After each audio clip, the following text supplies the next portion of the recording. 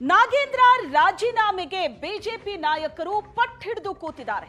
ಅಧಿವೇಶನ ಆರಂಭ ಆದಾಗನಿಂದಲೂ ಕೂಡ ಸದನದಲ್ಲಿ ಗಲಾಟೆ ಗದ್ದಲ ನಡೆದೇ ಇದೆ. ನಾಗೇಂದ್ರ ರಾಜೀನಾಮೆಗೆ ಪಟ್ಟು ಹಿಡಿದು ಬಿಜೆಪಿ ಹೋರಾಟ ನಡೆಸ್ತಾ ಇದೆ. ಸುಗಮ ಕಲಾಪಕ್ಕೆ ಅನುವು ಮಾಡಿಕೊಡುವಂತೆ ಸಂಧಾನ ಸಭೆ ನಡೆಯಿತು. ಸ್ಪೀಕರ್ ಜಿಎಸ್ ಪಾಟೀಲ್ ನೇತೃತ್ವದ ಸಂಧಾನ ಸಭೆ. ಆದರೆ ಸಂಧಾನ ಸಭೆ ವಿಫಲ ಆಗಿದೆ.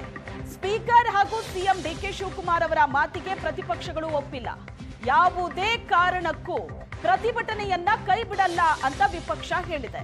ಸದನದ ಒಳಗಡೆ ಟಿ ಶರ್ಟ್ ಹಾಕಿ ಒಳಗಡೆ ಬರ್ತಾ ಇದ್ರು ಬಿಜೆಪಿ ನಾಯಕರು. ಸ್ಪೀಕರ್ ಮನವಿ ಮಾಡಿದ್ರು ಟಿ ಶರ್ಟ್ ಹಾಕೊಂಡು ಒಳಗಡೆ ಬರಬೇಡಿ ಅಂತ.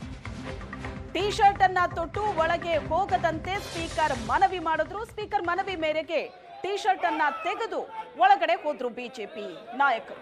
ಕಪ್ಪು ಟಿ ಶರ್ಟ್ ಅನ್ನ ಹಾಕೊಂಡು ಬಂದಿದ್ರು. ಕಪ್ಪು ಟಿ ಶರ್ಟ್ ತೆಗೆಯೋದಕ್ಕೆ ಪ್ರತಿಪಕ್ಷ ನಾಯಕರು ಒಪ್ಕೊಂಡ್ರು. ಆದರೆ ಪ್ರತಿಭಟನೆ ಮಾತ್ರ ಕೈ ಬಿಡಲ್ಲ ಅಂತ ಸ್ಪಷ್ಟವಾಗಿ ಬಿಜೆಪಿ ಹೇಳಿರೋದು. ಸಂಧಾನ ಸಭೆ ಕೂಡ ನಡೀತು. ಆದರೆ ಆ ಸಂಧಾನ ಸಭೆ ವಿಫಲ ಆಗಿದೆ. ಯಾವುದೇ ಕಾರಣಕ್ಕೂ ಪ್ರತಿಭಟನೆಯನ್ನ ಮಾತ್ರ ಕೈ ಬಿಡಲ್ಲ ಅಂತ ಬಿಜೆಪಿ ಪಟ್ಟಿಡಿದು ಕೂತಿದೆ. ನಾಗೇಂದ್ರ ರಾಜೀನಾಮೆ ಕೊಡೋ ತನಕ ಈ ಹೋರಾಟ ಮುಂದುವರಿಯುತ್ತೆ ಅಂತ. ಅಧಿವೇಶನ ಆರಂಭ ಆದಾಗ್ಲಿಂದಲೂ ಕೂಡ ಸುಗಮ ಕಲಾಪ ನಡೆದೇ ಇಲ್ಲ. ಪ್ರತಿದಿನ ಇದೇ ವಿಷಯ, ಗಲಾಟೆ ಗದ್ದಲಗಳಿಗೆ ಕಲಾಪ ಬಲಿಯಾಗ್ತಾ ಇದೆ. ಸಂಧಾನ ಸಭೆ ನಡೀತು, ವಿಫಲ ಆಗಿದೆ. ಸಂಧಾನ ಸಭೆ ವಿಫಲ ನಂತರ ವಿಧಾನಸಭೆ ಕಲಾಪ ಪ್ರಾರಂಭ ಆಯಿತು. ಅಧಿವೇಶನದ ಆರಂಭದಿಂದಲೂ ಪ್ರತಿಪಕ್ಷಗಳು ಗದ್ದಲ ಶುರು ಮಾಡಿದ್ರು.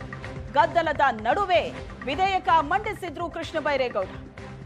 ಅಪಾರ್ಟ್ಮೆಂಟ್ ಮಾಲೀಕತ್ವ ಮತ್ತು ನಿರ್ವಹಣೆ ವಿಧೇಯಕ ಮಂಡಿಸಿದ್ರು. ಗದ್ದಲದ ನಡುವೆಯೇ ವಿಧೇಯಕ ಅಂಗೀಕರಿಸಿದ್ರು ಸ್ಪೀಕರ್. ವಿಪಕ್ಷ ಬಿಜೆಪಿ ಪ್ರತಿಭಟನೆ ಮಧ್ಯೆಯೂ ಕೂಡ ವಿಧೇಯಕ ಅಂಗೀಕಾರ ಆಯಿತು. ಅಧಿವೇಶನ ಆರಂಭ ಆದ ದಿನದಿಂದಲೂ ಕೂಡ ಸದನದ ಒಳಗೂ ಹೊರಗೂ ಹೋರಾಟ ಪ್ರತಿಭಟನೆ ನಡೀತಾ ಇದೆ. ಇವತ್ತು ಗಲಾಟೆ ಗದ್ದಲದ ನಡುವೆಯೇ ವಿಧೇಯಕ ಮಂಡನೆ ಆಗಿದೆ. 28-20-26ರಂದು ಸದನಕ್ಕೆ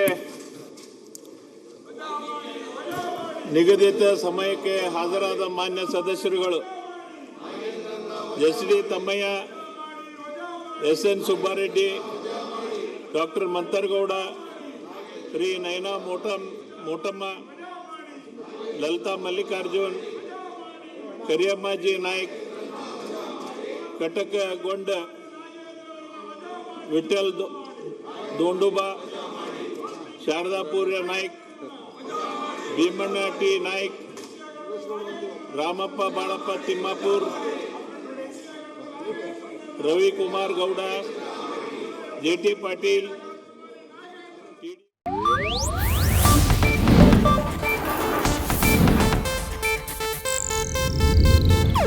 ಇದು ಏಷ್ಯಾನೆಟ್ ನ್ಯೂಸ್ ನೆಟ್ವರ್ಕ್ ಪ್ರಸ್ತುತಿ.